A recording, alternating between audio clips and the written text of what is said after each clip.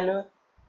तो इस प्रॉब्लम को देखते हैं। इसमें क्या है कि एक ब्लॉक है जो रफ इंक्लाइन प्लेन पे रखा हुआ है। ठीक है, रफ इंक्लाइन प्लेन पे रखा हुआ है और इसके ऊपर आप जब डाउन द प्लेन आप इसके ऊपर मैक्सिमम 2 न्यूटन फोर्स लगा रहे हो और ऊपर की तरफ खींचने के लिए आप इसके ऊपर मैक्सिमम 10 न्यूटन लगा सकते हो, मतलब टू मूव। हाँ, अगर 10 न्यूटन से ज़्यादा नहीं लगाओगे तो ये मूव नहीं करेगा। और यहाँ पे भी अगर 2 न्यूटन से ज़्यादा नहीं लगाओगे तो डाउन द प्लेन मूव नहीं करेगा। ठीक है, तो और हमें पता है कि जब ये 2 न्यूटन इसके ऊपर इस साइड हम लगाएंगे तो फ्रिक्शन बाय डिफ़ॉल्ट इस डायरेक्शन में अपने ऊपर काम करेगा, स्टैटिक फ्रिक्शन। और जब हम इसे 10 न्यूटन से ऊपर की तरफ खींचेंगे तो इसके ऊपर स्टैटिक फ्रिक्शन इस डायरेक्शन में काम करेगा। और ग्रेविटी के कारण mg sin 30 डिग्री हमेशा इस डायरेक्शन में लगता ही रहेगा।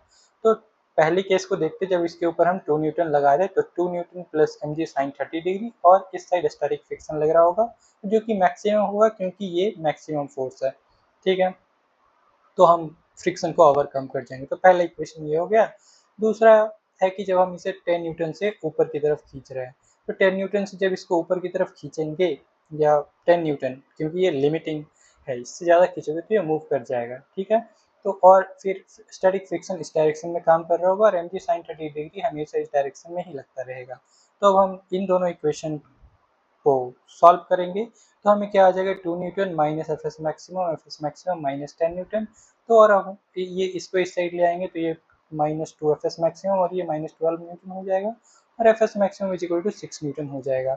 अब हम इस इक्वेशन में आते हैं। यहाँ पे क्या है, 2 newton plus mg sin 30 degree plus F maximum, तो एफ मैक्सिमम अपने कितना 6 आ गया है।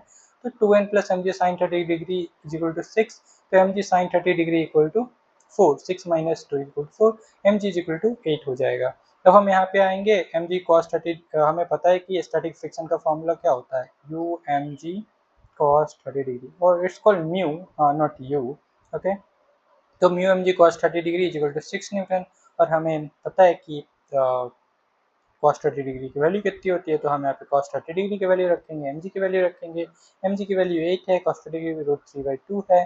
तो 3 ये 2 से 3 बार में चला जाएगा और ये 2 से 4 बार में चला जाएगा और फिर ये 2 4 2 हो जाएगा और फिर ये ऐसे हम इसको लिख सकते हैं। तो अपना आंसर क्या हो जाएगा, रूट 3/2।